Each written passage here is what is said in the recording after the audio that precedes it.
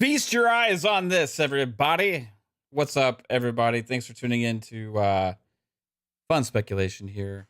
I appreciate everybody here either tuning in either live or after the fact here on the channel. As always, we have a show obviously tomorrow and for PM and the PM on Thursdays for Fun Speculation with Pong Soul. But guess what? I couldn't wait to talk about this because it's actually energy inducing. I had a long day today. I pretty much been working since 7:30. I've been at it since 7:30 a.m. and I just got home a little while ago, and I saw this news pop a couple hours ago, and like, whoa! I can't wait to get home. I was listening to an amazing show over on Double Barrel Gaming with an all-star panel. Boomstick. I had King David, at Rand out Thor. Mag was there. Wandering Dutch was there. Kaasante, Everborn Saga, Hargeet Channy. Oh my God. If I'm missing anybody, I'm sorry, but yeah, it was a absolutely great show that I was listening to, and I got a lot of thoughts on this, and I know we're going to talk about this tomorrow on PM and the PM quite a bit, but I wanted to go ahead and dive in and just make sure I pay attention to each one of these lines and kind of get this while my energy is high regarding this topic, because the amount of information that is to gather from this is pretty cool. Because wow, this is pretty much geared as a it is the way that this approval technically it's not approval because they can't approve things, but they can decide not to block or ask for concessions or whatever. But the way that this was broken down from Brazil and from CADE regarding the Brazilian approval of Activision Blizzard acquisition by Microsoft had a lot of points on there that a lot of us have been saying for a long time, and that leads to believe that, hey, maybe this is not a bad thing, obviously, that a lot of us were saying. But I want to, before we get started and breaking this down, I want to say hello to the amazing chat. You guys always rock.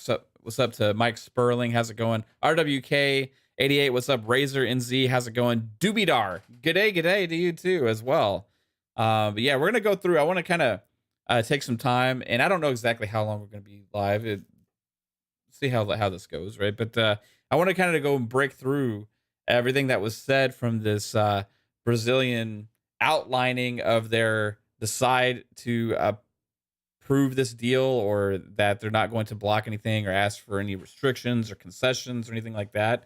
And we'll kind of break apart these lines here and kind of give some talking points about why it makes a lot of sense, and if that will have an impact on any of the other regulators out there. Is this directed specifically at Sony and some of the people that were balking at this deal? Because I remember Brazil was the one that, because of their laws, made the a lot of the information that was posted by a lot of the companies to Brazil that would either be for this merger or not merger, but acquisition.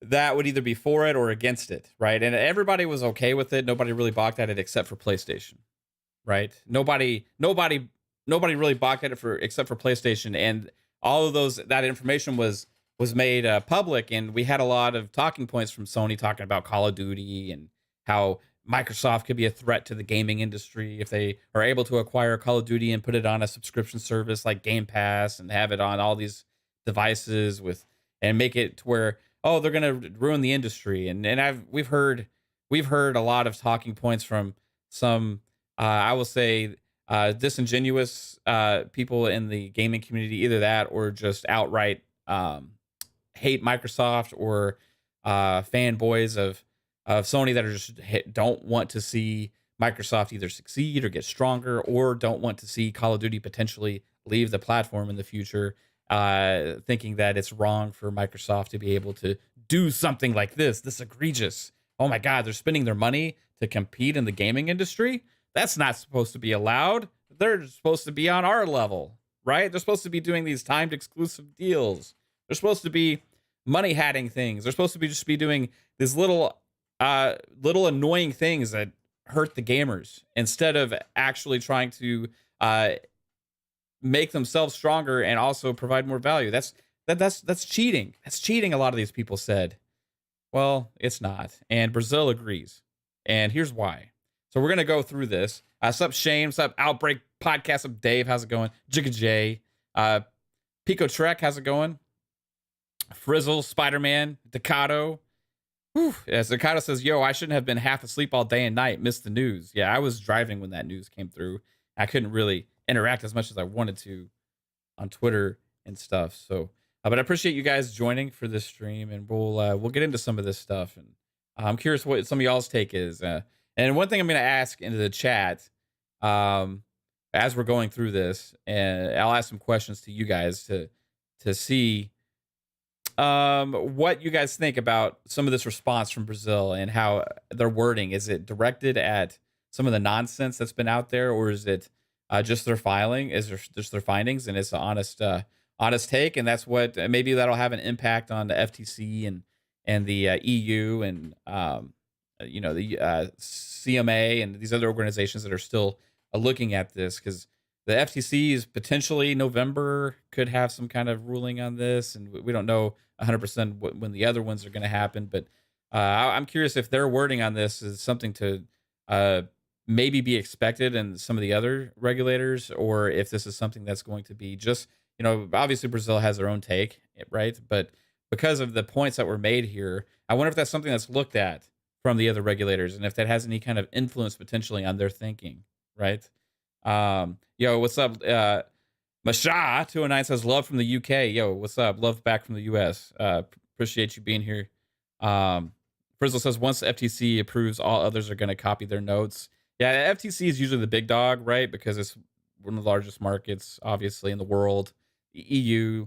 CMA is one of the strictest, right? And that's the one that, Jim Ryan's been over there balking to in the EU, right? Supposedly he just visited them, trying to snitch, as some are saying, right? Shane says Brazil's just spitting facts. What's up, Black Card? How's it going, dude? All right, so let's get into this. I want to kind of look at this approval. I'm going to bring it up on the screen. I don't know if it'll be big enough for you guys to read. I'm going to do my best to kind of make it visible for y'all. Now, this was posted by a couple people, and I don't know who posted this originally, so I can't give full credit here, because I've seen several different people share this same clip on this tweet. But I know that somebody copied the notes on all of this and added their own little line at the top here.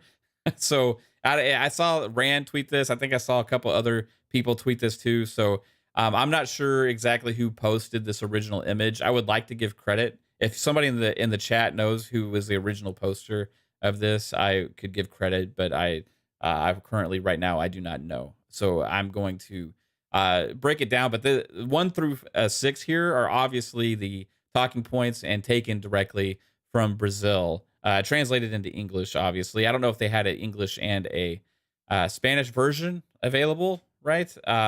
But this is obviously in English here, so I can read it and we can talk about it a little bit. Frizzle says point number 5 is my favorite. That's a lot of people's favorite, but I want to especially pay attention to number 4 as well. And I've seen a lot of people talking about number 5, but number 4 is also very important, especially because of Sony's specific challenges. So I want to talk about number 4 a lot here, but we're going to start with number 1. Okay. And I'm going to try and decipher what some of this means, because it's obviously a lot of it is kind of technical speak, legal speak, industry speak, right? Business speak.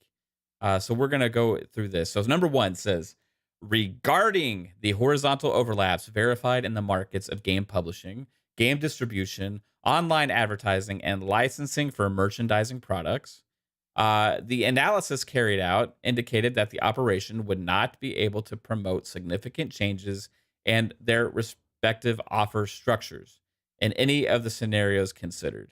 So basically, it's not going to really change game publishing. It's not really going to change game distribution. It's not going to change online advertising and licensing for merchandising products. Saying that it's not going to promote significant changes to those structures in any of those current businesses, right? Either because the concentration generated was less than 20%, or because the low variation of the HHI, I don't know what HHI means, pointed to the inexistence of a casual link between this and possibility of exercising market power according to parameters defined in resolution. So I'm thinking because this wouldn't change the share they have enough in this industry, basically they're not going to be able to have major influence on changing the models of these industries. That's how I'm taking that. Let me know, chat, if you disagree with that at all. Frizzle says you think Benji posted the translation first. So if it was Benji Sales that posted the translation, shout out to Benji. Always does great work on Twitter with the industry analysis and stuff like that. So that's what I'm taking from line one. Obviously makes sense. Microsoft, even after this acquisition, is not going to be number one in the industry.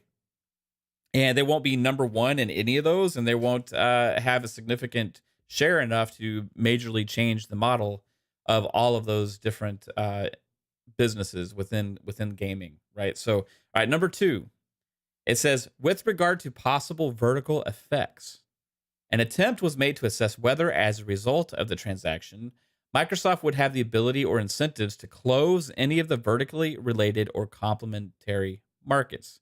So basically, they're wondering, okay, if this acquisition happens, will it have a negative effect on any of the markets coming from gaming? And obviously, they have decided no, because they are approving this. So with regard to possible vertical effects, an attempt was made to assess whether, as a result of the transaction, Microsoft would have the ability or incentives. Incentives is important because, first off, ability comes with dominant market position, right? And that's where ability comes from. And incentives means if you have dominant market position, would it be in the best interest of your company to basically change the market in your favor and shut out possible other complementary markets within gaming? As well, they saw no issues there. That's how I'm reading it as well. Again, chat, let me know if you disagree. I am not a business analyst. I do not claim to be any kind of expert on this stuff, but this is, if I'm reading it, this is how I am taking this. Whew. All right. Number three. Yo, what's up, UVA fan 10001? How's it going? Appreciate you being here. I'm working multiple shows tonight. I was in the chat on Double Barrel Gaming. I was not able to be on that show earlier. I wish I could have. All right. So number three. This is another basically saying effects that this would have on the industry, right? Number three says, as for the possibility of closing the game publishing market, it was found that upstream, they're saying, it was found that despite Microsoft having control of a relevant portion of the console and digital game distribution markets, the company would not have incentives to make it difficult for publishers competing with Activision Blizzard to access its platforms. Basically saying, would they try and lock out other publishers from the Microsoft ecosystem? And the answer is no, there would be no incentive for them to do that. Obviously, Xbox makes a lot of money on other publishers' games, and they want other publishers' games in the ecosystem. So the company would not have incentives to make it difficult for publishers competing with Activision Blizzard to access its platforms, as this would necessarily imply a reduction in quantity and variety of the catalog of games available in the Xbox ecosystem. Duh, right? Yeah, of course Xbox they want Final Fantasy on Xbox, guys. Do you know that? Xbox wants Final Fantasy. It's not possible because Xbox is actually shutting that out and reducing competition there.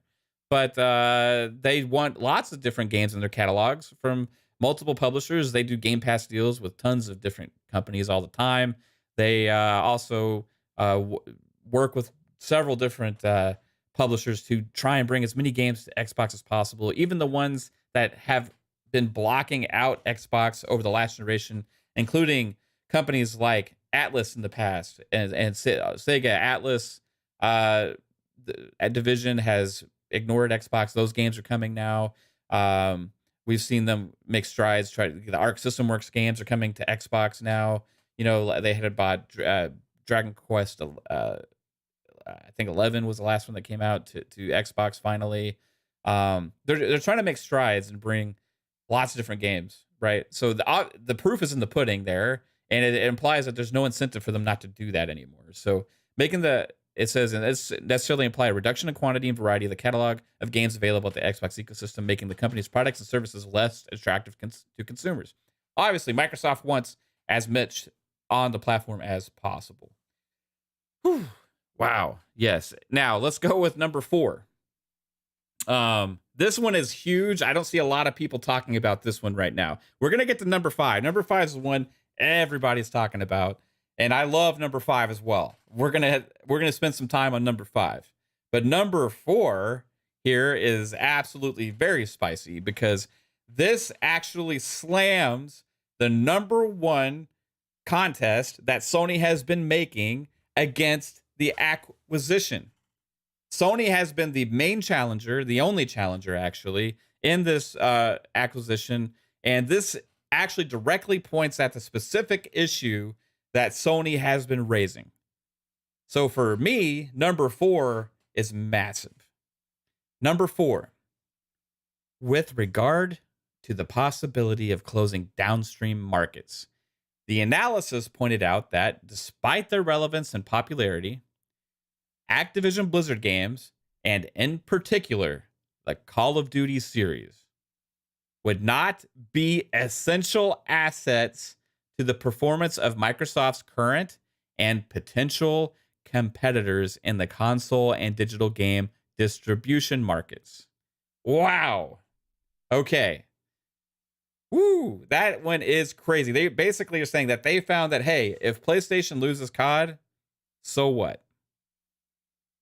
It's not essential.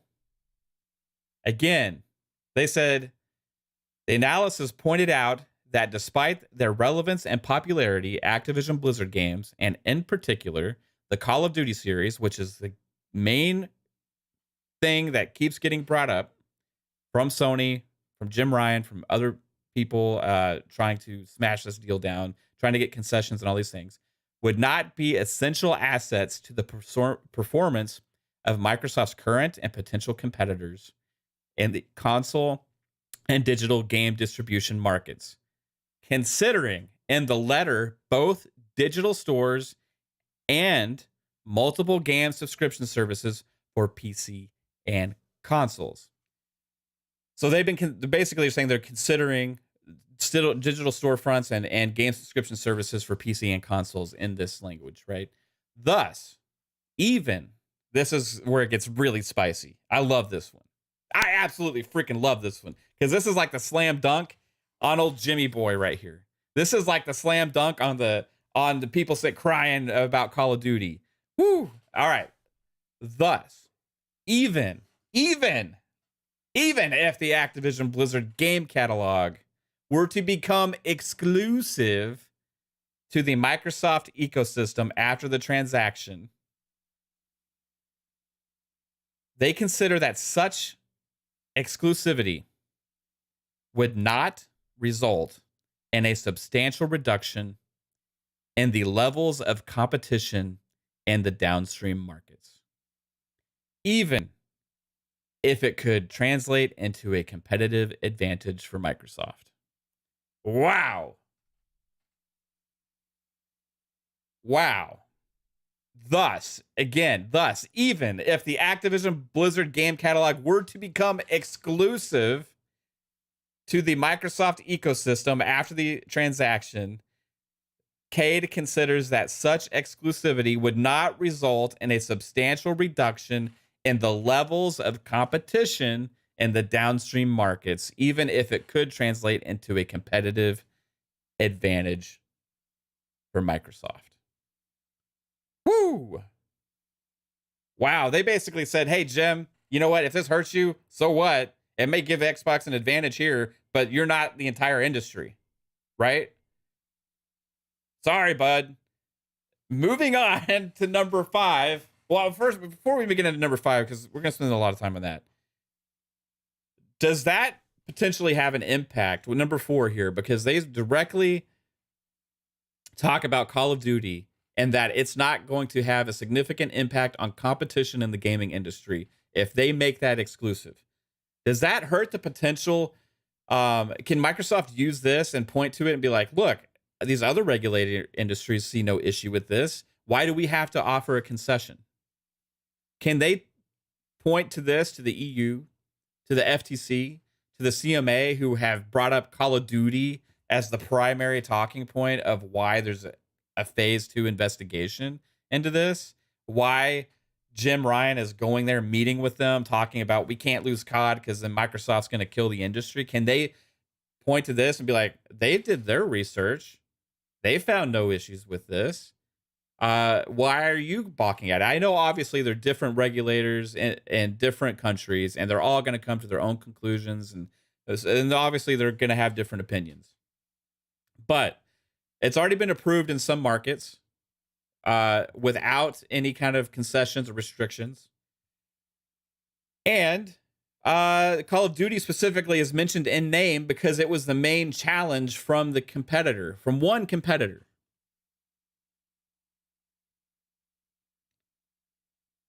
I don't know. El Rey Tito says, yes, sir. Shard Cyclone says, maybe. Frizzle says, for real, the gall and Jimmy thinking regulators got to protect Sony. Yeah, exactly. And we're going to get a number 5 here because that one gets real spicy. Relzair says the FTC will approve this because even union backs it. Yeah, that's a big thing with the FTC. And the obviously with the senators that talked immediately after the deal was announced, trying to raise an argument against the potential impact on gaming industry and employees and stuff like that. That's gone now, right? Because of Microsoft's going to allow unions into gaming and to Microsoft now, right? Because of this deal. So yeah, it's interesting. But not only that, like, this Call of Duty language specifically talks about it on point. Now, it's still crazy to me at the end of the day how one gaming franchise even has to be brought up in a deal like this, right?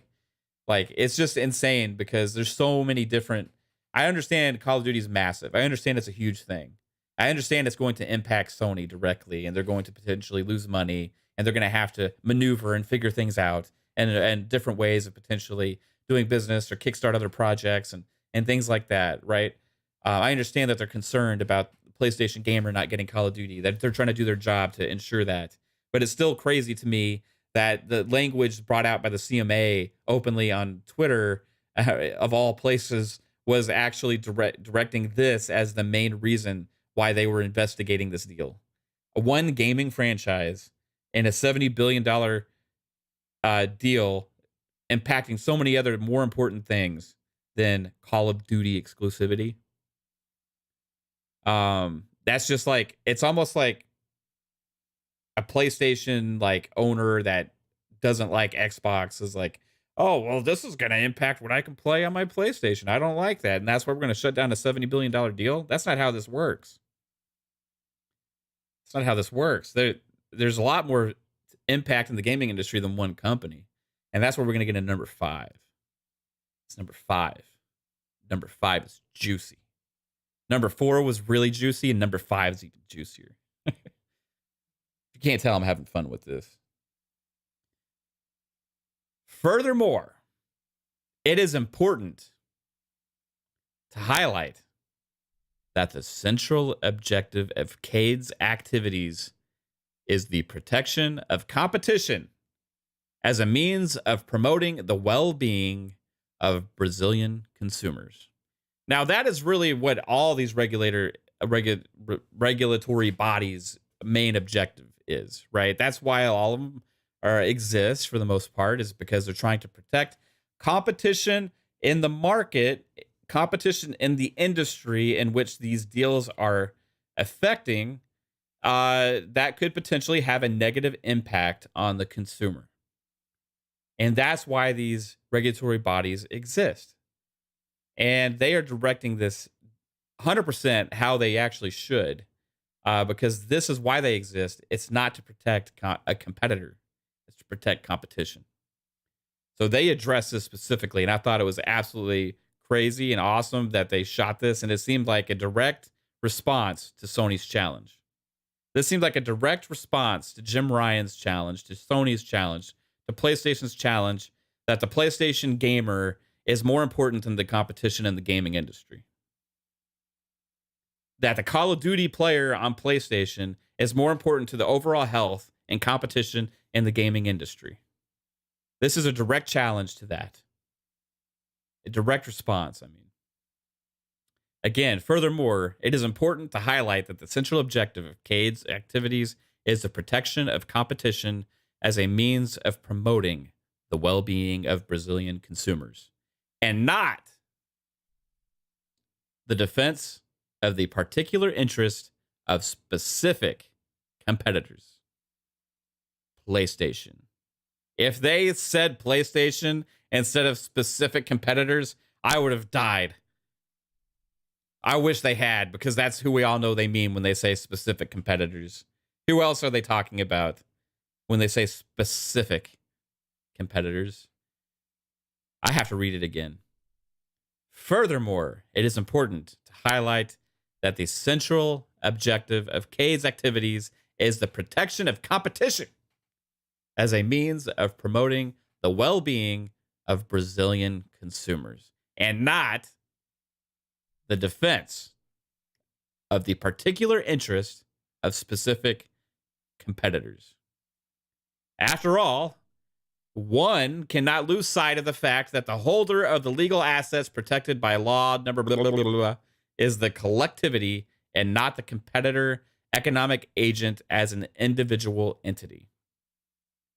In this sense, although it is recognized that part of the users of PlayStation consoles from Sony could decide to migrate to Xbox in the event that Activision Blizzard games, and especially Call of Duty, become exclusive to the Microsoft ecosystem, CADE does not believe that such a possibility represents in itself a risk to competition in the console market as a whole.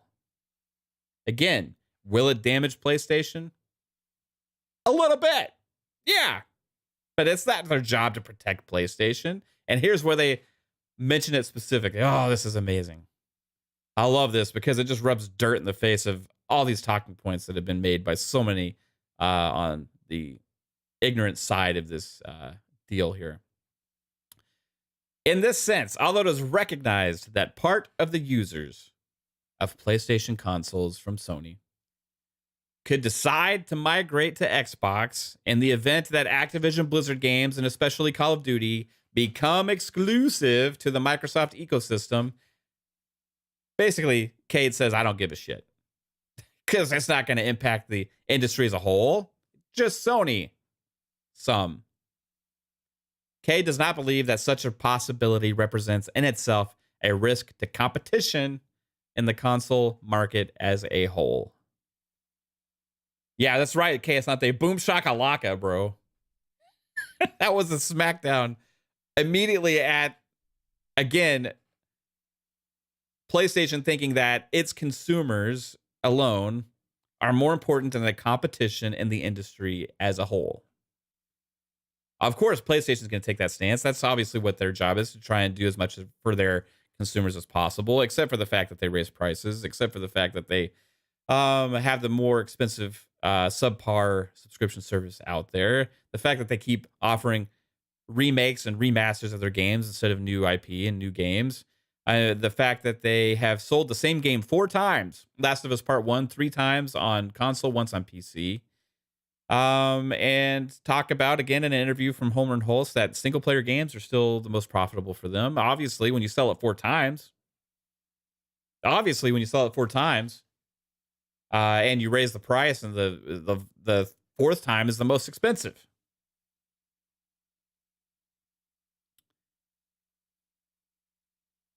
Is it possible that Xbox gamers migrated to PlayStation because Final Fantasy was an exclusive?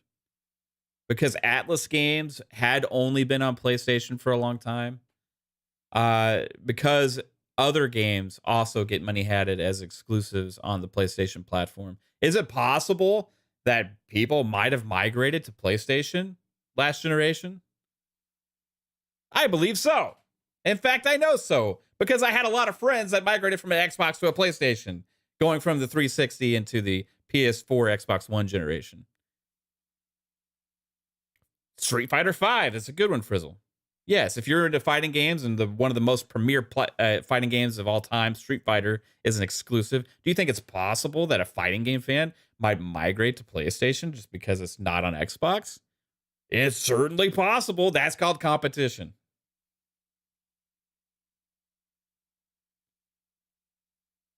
That's called competition. And it is not CADE's responsibility, as they outlined, to protect Sony, one competitor in the industry. It is their job to protect competition. The lines here are just absolutely freaking amazing, dude. I got to give props to that regulatory agency for actually outlining this in this way, because this can be used as an outline of talking point for anybody that is actually trying to poo-poo this deal, saying how it's bad for the industry.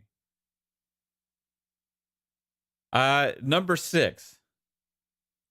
Finally, in relation to the existing complementarity between the activities of Microsoft and Activision Blizzard in the game publishing markets, and especially in the mobile games segment and online advertising, it was found that the shares held by parties in these segments in all scenarios examined are well below the minimum percentage considered for the purpose of presumption of the possibility of closing the market, as defined in Article 8-4 of CADE Resolution number 33-2022, whatever.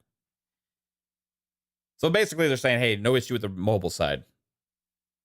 Obviously, Google and Apple have clear dominance in that industry.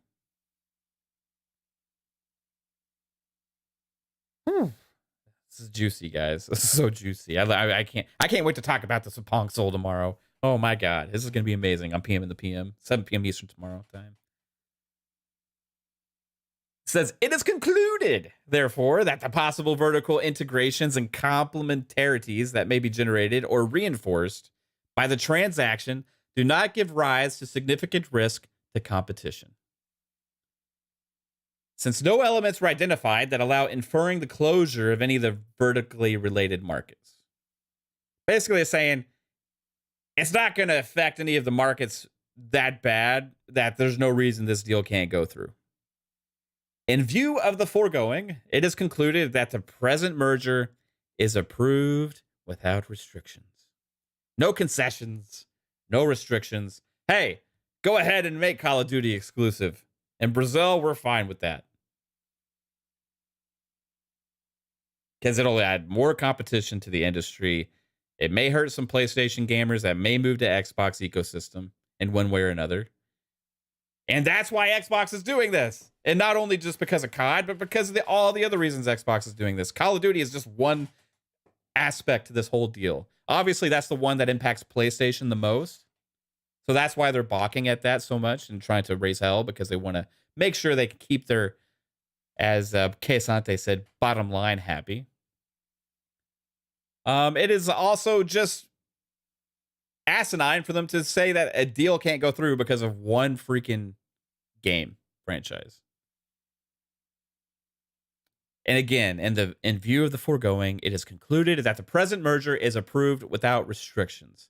So not only in this, in number 4, did they specifically go after PlayStation's challenge of Call of Duty, they reiterated in number 5 that this is about competition, not a specific competitor, and not the impact that it has on some consumers on one platform. If that was the case, they should have shut down PlayStation years ago, because that's their game plan. Competition, baby. We're here. Let us have competition, Satya Nadella says. Brazil agrees. Wow. That was fun to read. That was really fun to read. What do you guys think? Is this something that could be echoed through the other regulatory bodies, or is this something that's going to be maybe just a Brazilian take here, and we're going to see more challenges from EU, from the CMA, from the FTC, and things like that. I'm honestly thinking at this point, I believe the FTC will probably move through with this, maybe with like asking for a small concession just to throw Sony a bone. But they don't owe it to them. Nobody owes PlayStation anything with any of these regulatory bodies. They're number one in the console market, in the industry in which they're challenging, that they're going to take the impact in. I believe this was Brazil pointing out that the challenge laid beforehand by Sony, by PlayStation, by Jim Ryan, by their challenge was bullshit. And they see it. We'll see if the others regulators out there are trying to just make a name for themselves, make their worth, prove their worth, make themselves worthwhile for existing, challenging a $70 billion deal, right? That's the main issue here, is the grandstanding, right? The well, you know what? We're a regulatory body, and this is the biggest deal Microsoft has ever made, and they're a tech giant. If we don't do some concessions with this thing, we're not doing our job, right? That's what I feel like some of these regulatory bodies like attitude is towards this, regardless of how much merit there is to it. Brazil actually went through and laid out all the points why there should be no restrictions to this. I got to say one thing. I love the transparency with the Brazilian laws too, like having those challenges brought to the light, because we're able to have seen specifically what PlayStation challenged this deal with, right? What Sony brought to the table to challenge this deal. And on this channel, we broke it down and talked about how bullshit it was, that there was a ridiculous argument, right? Brazil agrees. Yeah, Case Nante says Brazil themselves may not be the huge regulatory body, but their conclusion is so solid that Microsoft can just reuse it for their other challenges. That's exactly what I was talking about, right? With the CMA, with the FTC, with the EU, the main players left that are potentially going to cause any kind of problem for them getting this deal to go through. Obviously, the EU and the FTC, the two biggest, right, of those. I believe that they can use this, and their lawyers can use this, and they can talk about it, and they can raise up these points, and the other markets that have approved this deal already as well. There's nothing but truth here, as John Wolf says. Shout out to John. K Rock says, I mean, do they need the UK to approve? I'm thinking that once one goes through, the others will follow. The others will follow to not loom ridiculous. Yeah, I would say that this helps potentially strengthen their argument a little bit. I don't think it's like makes it a done deal.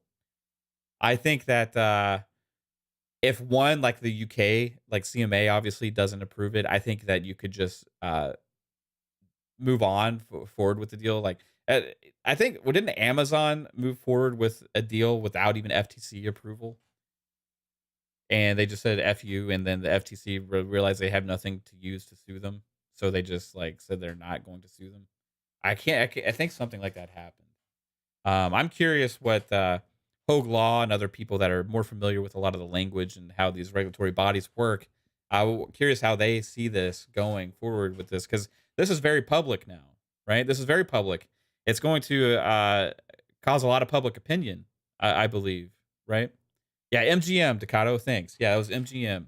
I think this is going to bring forth a lot of public opinion and talking from a lot of people that could have an impact with talking points to the regulators. And we saw that website that Microsoft made. Was it yesterday or the day before that they made public, or Monday? I can't remember. It's freaking busy. The days are blurring. But that website brought forth a lot of the points, and that's echoed through here within the Brazilian approval. It's interesting too. Yeah, technically they don't approve deals; they just don't block them. But it's interesting still. They said it is concluded that the present merger is approved without restrictions. Basically, they're trying to put there like, "Hey, we're a big deal. We approve you." Right? Um, Frizzle says they should add the statement on that website. I agree with that actually, because there's a section like about news or like relevant information regarding this deal. And they could put approvals, current approvals list on that with the statements from those regulatory bodies. Maybe that would also help the case from them. Play day one with Game Pass says it's two American companies. UK can't stop it anyways. Well, they could potentially stop the Activision Blizzard acquisition results that take into effect into their country. And that's why they don't want to do that, because that would suck for UK gamers, and that would force a lot of issues for them trying to get around how to work that in that territory. They could also say, "Hey, that's fine. We're not going to put any of our products in the UK anymore," and try and muscle their way through that as well.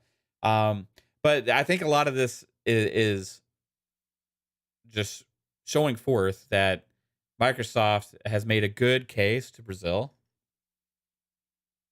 They have brought forth the evidence to Brazil and educated their regulatory body, CADE, that this deal is not going to have any major detrimental effects to the industry or any segment of the industry in gaming, to mobile, to subscription services, to digital storefronts, to PlayStation, competition in the industry as a whole.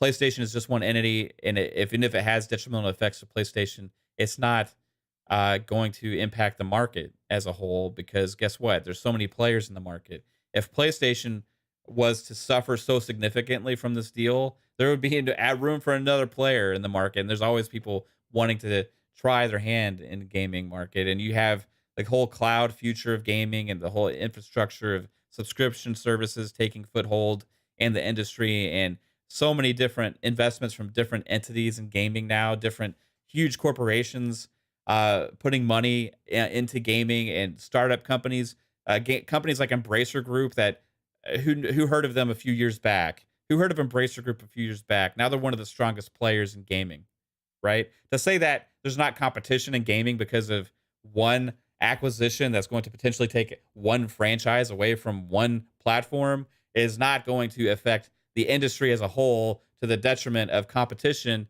and it's not going to cause the industry to basically shut down in any of those sectors. And that's basically what they're saying. It's like competition is a thing in gaming, and this is Microsoft's way of competing. Again, Satya Nadella says, "Let us have competition," and Brazil is letting them have competition here. John says, Jimmy Ryan's hair was found today in Sony headquarters after he ripped it out in the bathroom following the Brazilian approval. Yeah, maybe so. Play day one with Game Pass says, just buy an Xbox. It's that simple, or play on your mobile phone or PC. Yeah, you know what? Another thing in Microsoft's favor, guess what? Access to the Xbox ecosystem is so easy. You don't even need to own a console. You don't even need to own a PC. You can have a TV with an app on it and an internet connection. You can have a mobile device with an internet connection, 5G, broadband, whatever. You can have a tablet with an internet connection. Multiple ways to access the ecosystem, and that's helping them with this, right? And that's where the kind of the console gaming space is headed in a way. Not that consoles itself is going away, but console gaming is what we think of it is going to be accessible on more screens than we've ever had before. And PlayStation's trying the same thing. They're just behind on it. They're just behind. They're trying to set up their infrastructure right now to get to that point. And eventually they will be to that point. But like most things with services and PlayStation, they're a good 5 to 7 years behind. They'll get there, and they have the name recognition and brand name that's going to carry them through. And they're going to, like they bought Bungie, they're going to make moves to strengthen their competition in the market just as much as Microsoft and Activision Blizzard are. Sony's strengthened themselves in ways to make sure that they have games on their platform that are not going to leave, just such as Destiny and whatever Bungie's new IP is. Potentially making games exclusive in the future. I don't think Bungie games are, because they retain the ability to publish games on multiple platforms. Bungie does, and they've already said they're going to stay on those platforms. Um, but Call of Duty is a big chess piece that Microsoft has, and they can use it to their favor to ensure that guess what, the competition plays a little bit more fair going forward. RSJ fan, what's up? RSJ says, "Did I watch Primetime Gaming? I caught most of the show, maybe the second half. Most of this, I think I caught the second half all the way through, maybe a little bit before the second half. Absolutely amazing panel. Shout out to I talked about that when I went live here, and I couldn't wait to talk about it. We're gonna have PM in the PM tomorrow with Pong Soul, and we got Xbox Ultimate on Friday, with a large panel. So we're gonna have a blast talking about this the next 2 days. But I had to spend a lot of time on this myself because I'm just kind of pumped with the energy, especially after watching Double Barrel Gaming and that amazing all-star panel that he had. King David, Kay Asante, Everborn Saga, Mag, Wandering Dutch, Rand Al Thor, the man of a million, made an appearance as well. Crispy Bomb was on there. Geez, I'm trying to remember everybody. It was just a huge, awesome panel was on that show today, and it's absolutely awesome. So, Boom had a record show today, breaking his record numbers. Absolutely awesome. So congrats to him. I think he hit like 615 likes or something like that by the time his show was ended. So, that's one of the best channels out there, and congrats to him on that all-star panel, and also a great show. Yeah, Violent Rand is great. Yeah, absolutely. Shout out to Plume. It says approved. Yeah, approved in Brazil for sure. And I think this is going to help strengthen their case in some of these other territories. And obviously, we talk about all the grandstanding and stuff like that can take place still. And, these entities trying to prove their worth as a regulatory body and, make the challenges they can and everything like that. But this is arguing points for Microsoft in Microsoft's favor. It's going to help them, right? Sub Ham Solo, how you doing, dude? Wow, guys. I mean, this is a pretty big deal.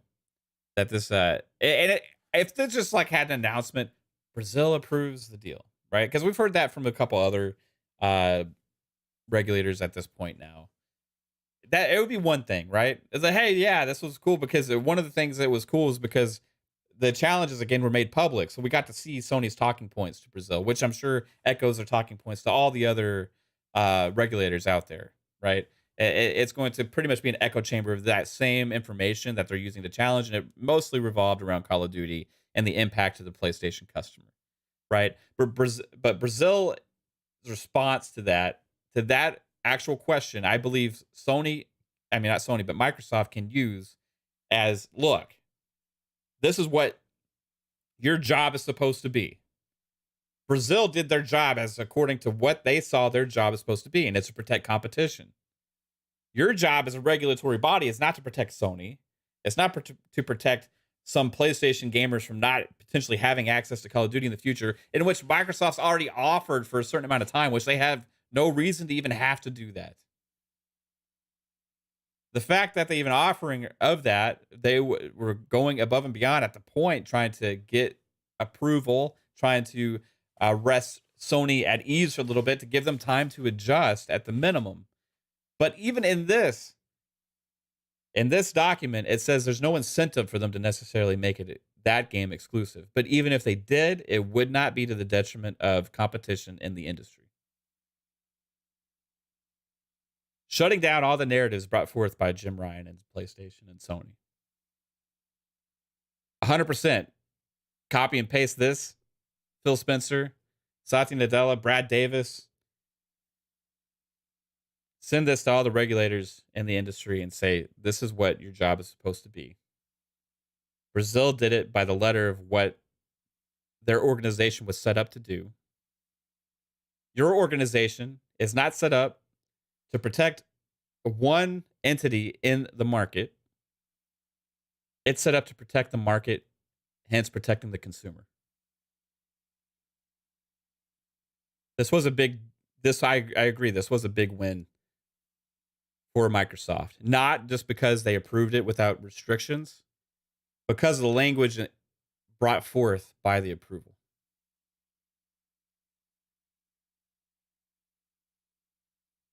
Pretty much every line in here is generated in Microsoft's favor and echoes their argument and talking points against the challenges brought forth of this deal. Again, number 4 and 5 specifically, because number 4 and 5 talks about the main points that have been brought up against Microsoft. PlayStation had one avenue. Sony had one avenue to try and make this a big deal, I believe. And that was if they saw subscription gaming and cloud gaming market, mobile gaming as a separate entity, that was going to block them out from that segment of the industry and block others out from that segment of the industry. However, PlayStation and their answers to Brazil, which also should echo the answers to all the other agencies out there, is that, guess what? It's one industry. And that's what all the other players said too. Those were all made public, that they believe that mobile gaming, console gaming, subscription gaming, cloud gaming is one industry. Now, there's segments within that and where some players are stronger than others. Obviously, Google and Apple are the strongest with mobile. They have a duopoly, as many say there, because there's two players there, and that's really it, right? They own the storefronts for mobile gaming. Whereas in console gaming, there's 3 main players, but there's also a lot of other publishers that are really large entities here. Plus, you also have other players into this, like Amazon and such, that are getting into the cloud gaming ecosystem and all that. But by all of their answers saying that it's one industry, pretty much says that Microsoft is not anywhere near number 1 in gaming, and they will not be. Again, pointing to Microsoft's website that they did yesterday, saying that they would not be number 1 in console. They won't be number 1 in mobile. They won't be number 1 in anything. They won't have dominant market position to dictate the industry, but they will have more competition in the industry by allowing Activision Blizzard to move through. Big win for Microsoft. Ham Solo says this is a clear panic moment for Sony. Whew. Dion Hayes says, listen to the PlayStation podcast and they are upset and mad and angry. Oh well, Xbox for life. I don't see PlayStation gamers calling balk at PlayStation for money hatting Final Fantasy and games like that. Keeping Final Fantasy VII Remake off of Xbox. The sequel to Final Fantasy VII Remake. What's it called? I forget the name of the second part 2. Exclusive to PlayStation. Final Fantasy 16 exclusive to PlayStation. Street Fighter 5 exclusive to PlayStation. I don't hear them calling balk at that. They're just saying, well, Microsoft could compete. Microsoft could do that. You know what they'd be saying if Microsoft did that and money had those kind of games to Xbox? They'd be calling bullshit on it like when Xbox did it back in the day to Tomb Raider. Xbox don't do that no more. They moved past that model. Phil Spencer's publicly said that he's not a fan of those kind of deals anymore. These major, huge franchises paying specifically to keep them off of other platforms, it's not something they're in for. Now, will they publish games from second-party, third-party companies? Will they help fund games from second and third-party companies? Will they do Game Pass deals? A lot of their deals do not restrict the games going to other platforms. It is, at that point, the companies either let's say, ability to bring it to other platforms that may hold them back from doing so. Square Enix does not lack the ability to bring Final Fantasy to Xbox. They are taking an upfront deal in cash, in money, and basically insurance, right? That they have a good amount of money up front. And they're able to work with that. And they're looking at Xbox saying, well, we're going to take a hit there, but it's not going to be more than it's worth us taking this deal. So that's why they're doing it. Sony's been using their muscle for a long time, just in a different way, in the way that they could afford to do. On the other hand, Xbox is trying to make games more playable. They would love to have Game Pass available on a PlayStation. They would. Sony doesn't want that. Why do you think Sony got rid of the browser on the PS5 before the PS5 launched? So that way, when xCloud gaming came to web browsers, they wouldn't have to shut it down then, looking like the bad guys. It's interesting that PS4 and PS3 both had that feature forward facing on the console, but PS5 didn't because they knew what was coming. And they didn't want Game Pass to be accessible easily by their consumers on a PlayStation.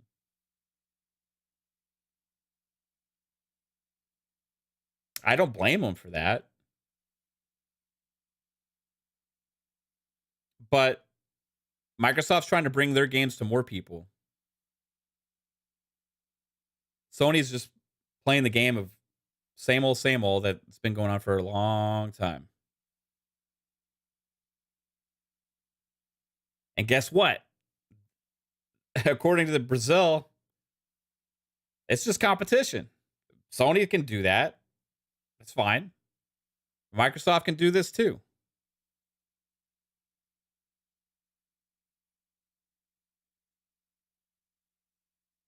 So, it is what it is. And that's what Brazil sees, that competition is more important than one competitor.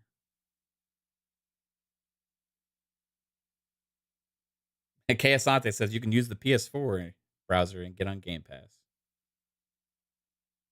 Ham Solo says Brazil said Xbox does not have to compete on your PlayStation's terms, and you may not use as a scapegoat. This is wild but fair. Absolutely fair.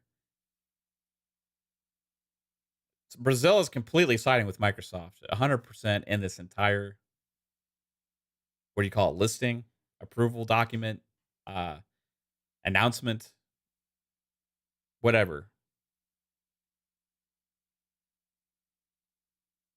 Number 4 and number 5. I have to go through these again because they're just too damn juicy.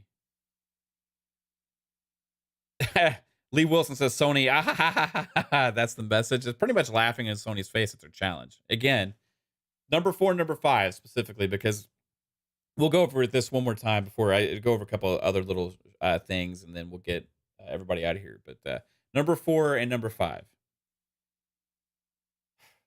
Again, wow.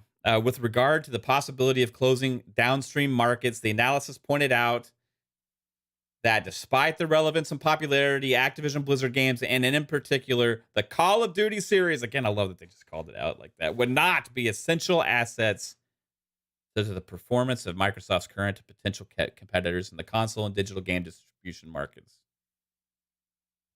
Considering, in the latter, both digital stores and multiple game subscription services for PC and consoles. Basically, what they're saying is they're considering digital storefronts, they're considering game subscriptions for PC and consoles in this announcement here. In number 4, again, with regard to the possibility of closing downstream markets, the analysis pointed out that despite the relevance and popularity, Activision Blizzard games, and in particular the Call of Duty series, would not be essential assets to the performance of Microsoft's current potential competitors in the console and digital game distribution markets. Basically saying, hey, Call of Duty is not essential to you, PlayStation. Call of Duty is not essential for you to exist, for you to be able to compete in the industry. PlayStation, guess what? You can compete without Call of Duty, Brazil says. Microsoft taking away Call of Duty potentially in the future does not take away the ability for you to compete in the gaming industry, in which you are currently number 1.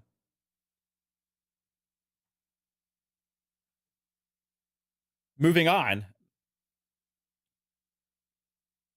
Thus, even if the Activision Blizzard game catalog were to become exclusive to the Microsoft ecosystem after the transaction, even if Call of Duty would become exclusive, or any other Activision Blizzard game were to become exclusive to the Microsoft ecosystem after the transaction, CADE considers that such exclusivity would not result in a substantial reduction in the levels of competition in the downstream markets, even if it could translate into a competitive advantage for Microsoft.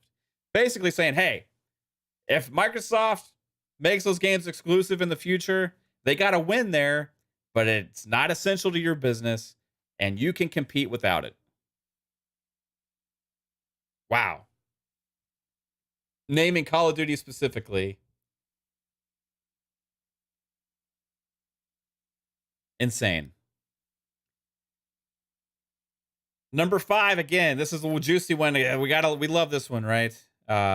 Slap. This is a slap in the face, specifically to PlayStation, specifically to Jim Ryan, specifically to anybody calling out this deal as anti-competitive. Furthermore, it is important to highlight that the central objective of CADE's activities, a regulatory body, is the protection of competition as a means of promoting the well-being of Brazilian consumers and not the defense of the particular interest of specific competitors. Specific competitors. Who do you think they're talking about right there? Huh? Specific competitors, PlayStation. They're about to name them.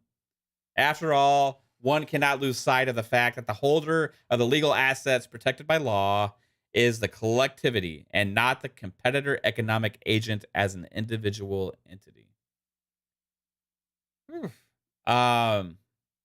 In this sense, although it is recognized that part of the users of PlayStation consoles could decide to migrate to Xbox, in the event that Activision Blizzard games, and especially Call of Duty, become exclusive to the Microsoft ecosystem, CADE does not believe that such a possibility represents in itself a risk to competition in the console market as a whole. You can survive without Call of Duty, PlayStation. The market can survive without Call of Duty on your other platforms. Microsoft's still offering it to you. They said they're going to bring it forth as long as they can foresee right now. They're not going to sign something in perpetuity. Who does that?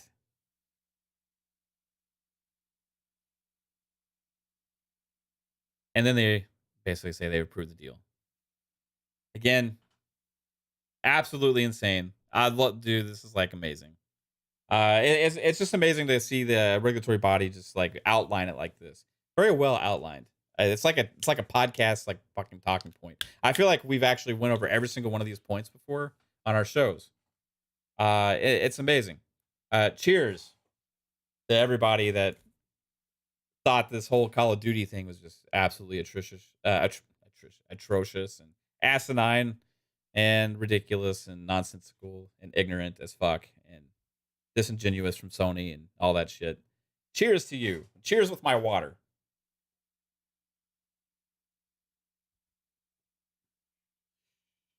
Jimmy Boy's not happy right now with how this was outlined. I appreciate you, Ham. He says 130 plus viewers. This is awesome, Mav. Keep it up, dog. Appreciate you, dude. Yeah, hit the like button, everybody. It helps us grow, helps the channel. We got a show tomorrow, 7 p.m. Eastern. Pong Soul, the Man of a Million podcast. And I will be live at 7 p.m. Eastern, PM in the PM. And we'll be outlining this and other topics, obviously. I can't wait to get Pong's take on this because this is juicy as fuck. And, man, it's going to be awesome. But again, I had to go live and just spend a lot of time just breaking this down. But like, I just, sometimes you got to do it right away because you can tell my energy's high. I'm the opposite of triggered. When you get triggered, you kind of get fired up. I'm the opposite of that right now. I don't know what it is. I don't know what to call it. But whatever the opposite of triggered is, that's what I am. So when you feel the opposite of triggered, you got to go live. Right? You feel that energy, you get hyped. Yes, I'm hyped. I'm hyped as fuck. That's the opposite of triggered. Hyped.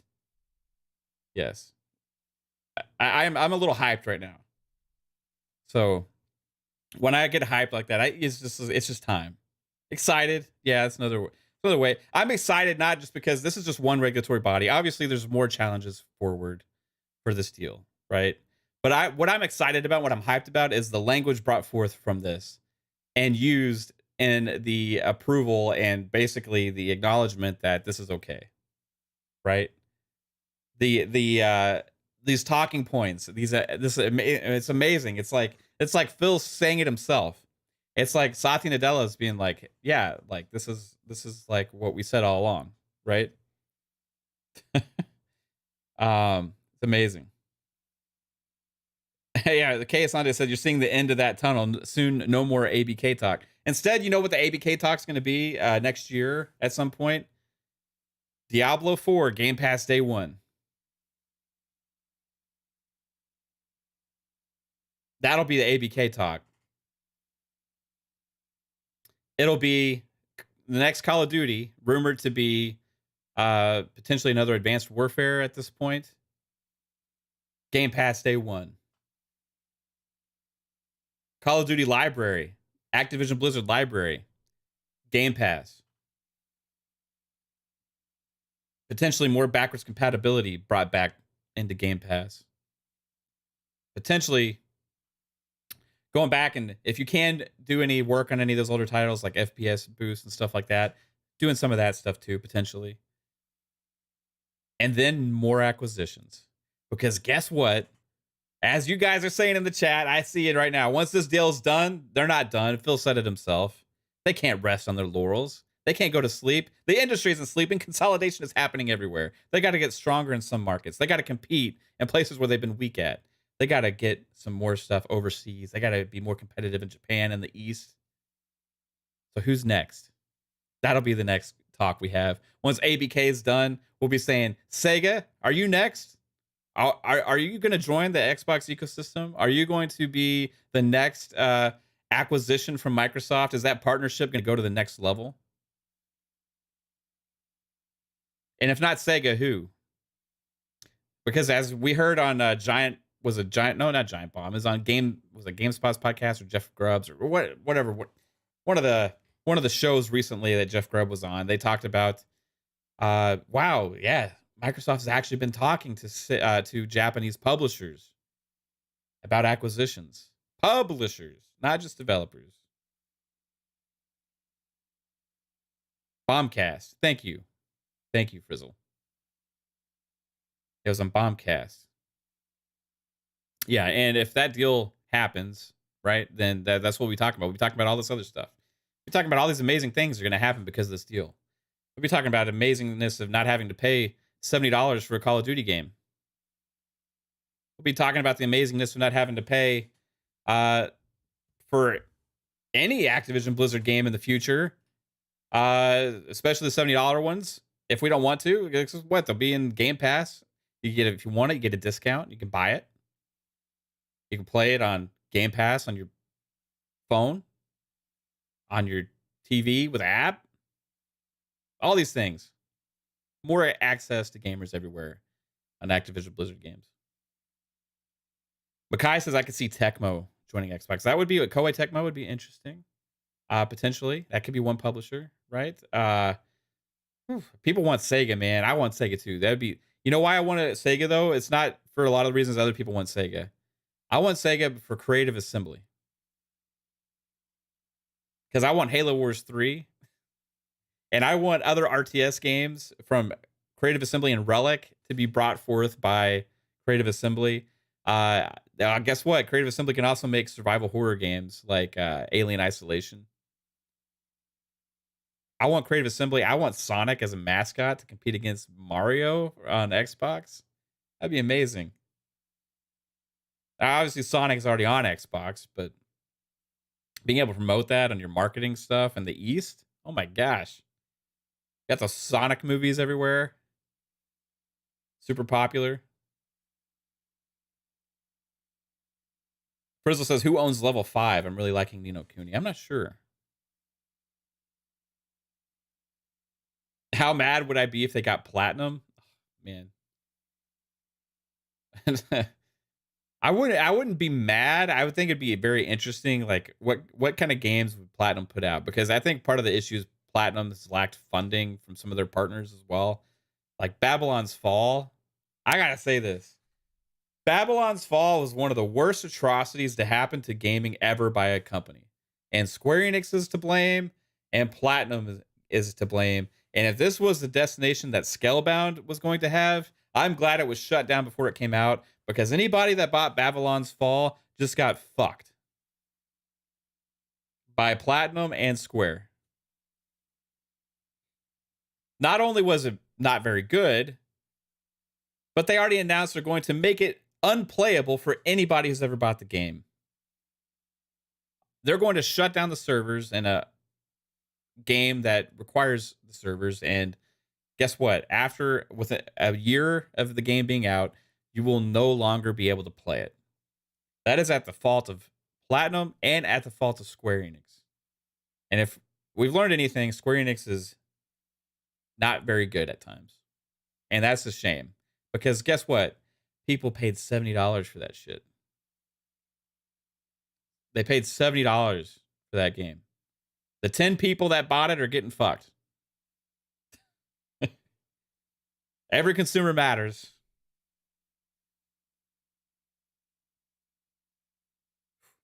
Yeah, KS says at least Google Stadia have your money back if you bought it on Google Storefront. Right? If you bought it through the Stadia Google Store or whatever, you know, you bought your device through there, if you bought your games and everything, like, yeah, you get all your money back that way. Yeah, they did right in that way. They kind of screwed over the developers a lot. We'll see what the results of that are going to be. But yeah, Babylon's Fall at Platinum Games, man, it's not a good look. That is not a good look for anybody that wants to potentially do business with them in the future, as well as not a good look for Square. Square's had a lot of L's lately, right? They got some good stuff, right? But they failed to market the Dealfield Chronicle properly. People don't even know that damn game exists. It's actually pretty good. They did release a demo for it. Microsoft's actually trying to push it a little bit. Because guess what? It's like one of the few damn Square games that are on Xbox that are from the East. But that's about it. I mean, like, and they're going to point to that later and be like, oh, our games don't sell on Xbox. Well, you release a nichest of the niche. I think the game's really cool. I would play the demo. I haven't bought it yet. I'm going to buy it and play it because I actually like tactics games. But that game is like the niche of the niche. And you're going to release that on Xbox platforms. And later they'll talk about the failures of the sales of it on Xbox platforms, while letting Sony money hat your biggest titles to their platform. Whew. Yo, Raid, what's up? I did not see Barbarian yet. Was it good?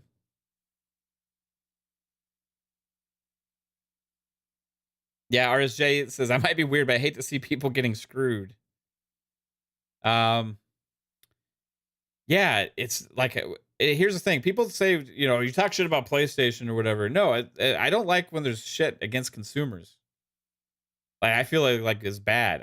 I like PlayStation, and I like a lot of the PlayStation games. I want PlayStation to be successful, just not necessarily in the way they're doing things right now. I do want to watch Barbarian, guys, and I have not seen Smile yet either. That trailer's freaking creepy. That's weird. Yeah. But I do want to see both of those. We're kind of into horror movies right now, I guess, with Halloween coming up. So probably gonna be checking both of those out soon. We did just we watched a movie called Fall last night. And that was about two girls that got stuck on top of like some tower in the desert. Some climbers. And that was crazy. That was actually pretty damn good. The delusional grandeur. The Sony people seem to enjoy being bent over, though. Well, yeah, it's like we said it. You know, sometimes you don't mind, and you'll make excuses and apologize and make all the reasons why it's necessary to get fucked. Hey, you know what, guys? I know they're screwing me, but they have to. It's okay. They have to screw me right now. You know, because like that's just business. Business of fucking me is okay.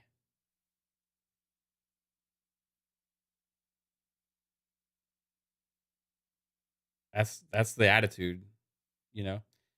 Because guess what? Premium. At least I'm getting premium fucked. 4 times from The Last of Us Part 1, 3 times on console, once on PC.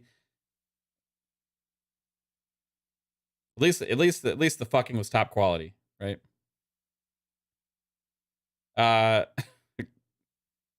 Yeah, it's crazy, man. Some of the talking points and apologists out there. I just love seeing this from Brazil. It's absolutely awesome.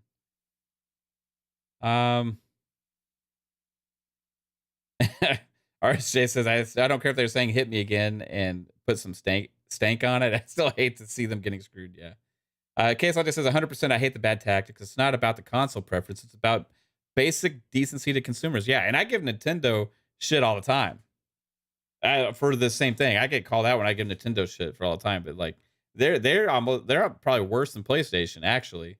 You know, like just the thing is like no, I have less interest in them right now because they don't have a device that I like playing on currently. No offense to the Nintendo gamers or or people that love the Switch, or I like a lot of the games on the Switch. I just don't like the device right now because I feel like it's like a little dated and kind of holding back the potential for some of their games. And for me, I'm like kind of the Switch is like out of my mind for the most part until they announce these games. Then I go like, I want those games. I'm like, oh, but it's on that device. Well, okay. I'll wait until they have a new device, right? So it's kind of like out of my mind. But yeah, they in some ways, so Nintendo's like worse than Sony. In some ways, they're better because the rewards program has obviously been better than PlayStation. They're still charging 60 for their games for the, um, and they're coming out with so much variety as well. Um, and there's a lot to like about what Nintendo does. The things that I don't like are when they do like the remasters and they only upres the game and they sell it for $60 and then only release it for 3 months. Things like that are just crazy, right? Killanitis says that they also deserve a lot of that smoke. By the way, Mav, you can play Breath of the Wild better on the Steam Deck. They don't like it, but emulation of games you own is legal. I own a lot of Steam Deck game. I own a lot of Nintendo Switch games digitally. But I haven't got to the point of figuring that out yet, Killanitis. I need more help. I still need to get the Dreamcast emulation going again. The games that I had, like Tokyo Extreme Racer and stuff like that, I want to get it going. But the Switch, I have not even touched that yet either. It's something I need to dabble in for sure. I just, me, man. It's a hurdle to figure out that techie shit. Still love the Steam Deck though. And shout out to one thing I've been playing a lot of that I recommend more people trying. If you've got a decent Wi-Fi in your house, is console streaming from your Xbox or PlayStation is absolutely incredible, dude. I freaking have been playing the shit out of NBA 2K in bed at night on my Razer Kishi on my phone. And it's a freaking great experience. Absolutely great experience. I can't wait till the games we own are in the xCloud and Game Pass ecosystem, right? Like not Game Pass is the wrong word. But you know how you can like console stream a lot of games, right? On a console, right? You can do it with the games that are in Game Pass, but you can't do it with the games that you just own, right? I want that ability as well. And that's supposed to be coming. I can't wait for that because that'll be amazing. Like take the Kishi or whatever, or one of these like devices that you have, like the Logitech G Cloud that's coming out, or like the Razer one that's coming out, and be able to whip it out and play with it wherever you want. That would be amazing to be able to just have these games that I own, not just the Game Pass games available wherever. Lagoshi says maybe we can get a Tokyo Extreme Racer Zero remastered on the Xbox. Man, that'd be cool. Yeah, that developer is still making things, but they're like mostly mobile stuff, and a lot of it's like I think only in like in Japan and stuff, and other Asian territories. I don't know, but yeah, that was one of my favorite games of all time. On the Dreamcast, especially, was the Tokyo Extreme Racer games. Whew.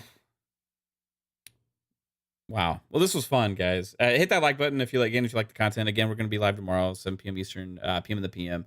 We're going to talk about a lot of this again with Pong Soul. We're going to be deep diving into some other topics, including Need for Speed. Real quick to touch on Need for Speed, there's an announcement happening tomorrow morning. We know the name now is officially Need for Speed Unbound. We've been talking about that for a while here, and that we expected an announcement this week. It is actually happening. The actual title was revealed. Some screenshots were put out there. Interesting looking stuff. I'm getting, honestly, like when I first saw the cover art for Need for Speed Unbound, I was like, what is that? I'm not down with whatever those like symbols are and stuff. It's kind of like weird energy for a racing game. It kind of gave me X Defiant vibes from Ubisoft. I was like, that's kind of cringy. But seeing those leaked screenshots, I'm kind of like back on board because I'm getting Need for Speed Underground vibes from those, 100%. And if I got any of that energy, even if it's a little bit more cartoony aesthetic or different, like a blend of aesthetics within that, if I get Need for Speed Underground vibes from Unbound, I'm 100% into that shit. Legoshi asked if I'm excited for GoldenEye 007 on Xbox. I am excited to play it. I don't know how much I'm going to play it. I'm excited to dive back in and see if I can, have that little bit of nostalgia moment. But I don't anticipate getting sucked in for like a long time. It's not like most anticipated stuff. The whole fact that it's lacking the online component of multiplayer is takes away the ability for me to potentially play that with my friends. I know you can do that on the Switch through their like faking the LAN system. Um, but I think that overall it's going to be a cool experience to dive back in. I expect it to be kind of like what they did with the Perfect Dark on Rare Replay. Not Perfect Dark Zero, but Perfect Dark. I think that's kind of what I'm expecting from this. Maybe a little bit better. You know, I'm gonna dive in, have fun. But anytime these old games, like for example, the Quake remaster or any of these, happen, I tend to dive in. Oh yeah, this is recapturing that moment. Cool, and then I go play a new game. Right. So, it would have been more. It would have been better if they were able to get like a multiplayer component and do development on that. Um, but what I'm more excited for is the IO Interactive 007 game. I think that's going to be absolutely insane. The IO Interactive 007 game is like really high on my list because you got the developers of Hitman doing a 007 game. I'm in, right? But I'm curious, Chad. What did y'all see the screenshots of Need for Speed Unbound? I'm gonna see if I can't find those real quick on my Twitter. I'll bring them up on the screen. Yeah, here we go. So pop this up. So Gamatsu says the first screenshots of Need for Speed Unbound via Japanese retailer NeoWing, which listed it early. Okay, so I'm gonna bring this up real quick. I'm gonna replace this. See if I can't bring up NeoWing and see if these are here. But I'm curious what you guys think about Need for Speed Unbound. Yeah, I don't understand anything on the site because it's in Japanese. So try and make this full screen. Bring this up. Here we go. Display.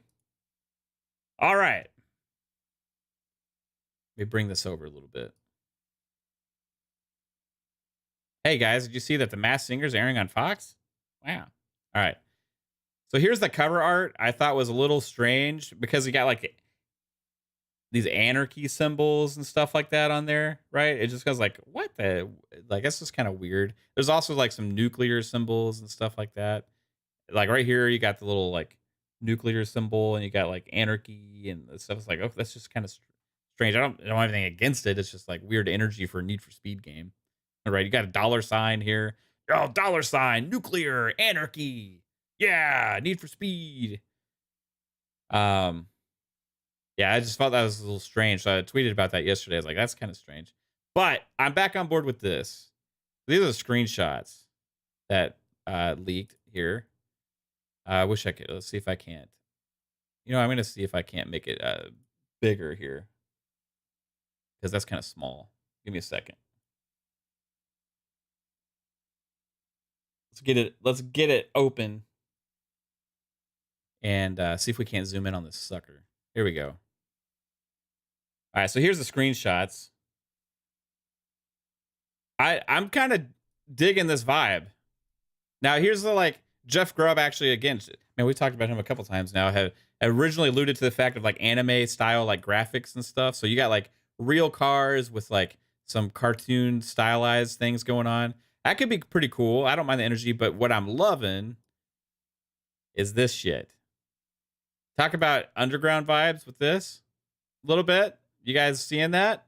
You got the nighttime. You see a cop car here. You got all the lights and the city and this tuner scene aspect here. I guess you're gonna have a cartoon character person, like an anime character, and it's very interesting. Or maybe these are characters in the game, NPCs. But again, like the cars are speaking to me here. Look at this. Yes, I'm digging the actual cars here. And that's the cars in the city aspect here with the lights and everything. Nighttime, I'm getting a little bit of underground vibes from this game. What do y'all think? Yay or nay? W or L? It's like Jet Set Radio. Makai says, I like this animated look. Kayasante says, looking good. Legoshi says, I love the anime style characters in the Need for Speed Unbound photo. Makai says W. Frizzle says W. Kayasante says W. Frizzle says, bring back Lil Jon and Yin Yang Twins. Legoshi says W. Razor says, need gameplay. I agree. We're gonna see that gameplay tomorrow. It's real. This is real Spider-Man. 100%. Yeah, this was leaked actually from an online retailer in Japan. It also matches the official things that have already been put out there from Need for Speed in the last 2 days. The logo, the kind of artwork on that cover art and all that stuff just matches with this. So it's real. But tomorrow morning is going to be a trailer. If I can, I'm going to co-stream it. I don't think there's any reason I can't. Kazante says, if that's what it looks like in motion, you're down. I'm down too. If that's what it looks like and I get that like vibe with that game, dude, it's been a while since we've had a game like that, you know? Need for Speed Heat was pretty cool. You know, it had some interesting aspects in it. I felt like the car handling was a little to be desired in that game, and things like that. But I'm excited for Need for Speed to come back. I'm hoping it's a win. I hope it comes back in a big way. Fuzzy says ditto. Right on. What's up, Shizno? Super excited for Unbound. Alvin says W. Hey, this is positive, guys. I'm seeing just all W's, right? Take it easy, Legoshi. Have a good day. Seeing all dubs. It's supposed to be this gen only, Shizno says. I'm anticipating like a smooth as butter experience here. And yeah, dude, I'm into this. You see the thing I've seen about those cars is the amount of customization that I can see that we're gonna have looks incredible. The Street Fighter 6 aesthetic and Need for Speed will be sweet. Yeah, right on. Jasper says the problem I have with it is you see real smoke behind it and the anime stuff over it. Pick one, not both. There's the realist. Jasper. Debbie Downer Jasper, as always. Shout out to Jasper. Yeah, guys, this was a fun stream. Again, like I had the hype, so I had to go live and talk about all of that Brazilian juiciness that we got. Laying the smackdown on the anti-competitive speech from PlayStation and Jim and all that stuff. And absolutely great. I freaking loved doing this stream. I appreciate everybody for tuning in. KSante says Jasper makes a point, but let's see how they thread the needle. Might look good in motion. Yeah, I'm curious to see. We'll know tomorrow, right, when we see the stream, our video release. I'm gonna see if I can't like have a live reaction or something. I don't know if it's an event or if it's just a trailer they're dropping. One way or another, it's getting it officially announced tomorrow, and I'm down for that. The question I have is, do we expect $70 because it's current gen only? I vote yes, and I'm not for that. However, I can't probably hold off from getting Need for Speed. That's what I'm going to guess, but we'll see. But yeah, thanks everybody for tuning in to the stream. I appreciate every single one of you, as always, even if you stop by for a second, watch the whole thing through, check it out later after the fact. I appreciate everybody who ever tunes into any of our content on the channel. You all freaking rock all the time. I love this community. Gaming community, Xbox community, everybody is absolutely awesome. If you do like the content we do, hit the like button, share, subscribe to the channel, and you get to see all of our shows, our podcasts that we do. We have 3 podcasts that we do. Mondays, we have Fun Speculation Podcast at 10 p.m. Eastern Time with a panel where we talk about all the platforms and all the relevant gaming news. And we also take a look at the games coming out for the week ahead in a segment we call Tidbits. Then on Thursdays, tomorrow night, 7 p.m. Eastern, Pong Soul and I will be deep diving on this shit and more. So tune in on Thursdays for PM in the PM. And then Fridays is Xbox Ultimate Podcast. We'll have episode 109 this week of Xbox Ultimate. And if you like audio platforms, Xbox Ultimate is on audio on Spotify, Google Podcast, iHeartRadio, Apple Podcast, all that stuff. So check it out on audio as well. And multiple ways of supporting the channel through either audio or any of that stuff. So appreciate any and all support. But regardless, love you all just for being here. So take it easy and have a fantastic night. And we'll see you tomorrow. Bye, chat. Peace.